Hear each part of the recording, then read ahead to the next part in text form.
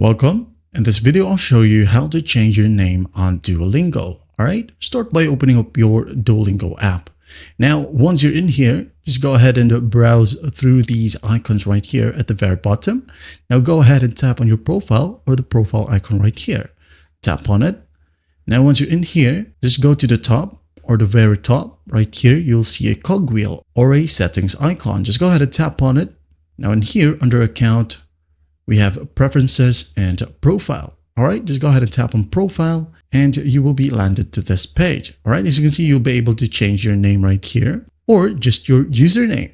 If you want to, you can go ahead and change your name. For example, I'm just going to leave it to Ryan Christian. Now in here, my username would be made for money. All right, now once I'm done with that, I'm just going to go ahead and tap on this check mark right here at my keyboard. All right, now once done, I'm going to go ahead and go back. Then hit on done. All right, as you can see here, we have just changed our name and here's our updated username. And that's basically how we do it. Well, I hope this video helps and I'll see you in the next one.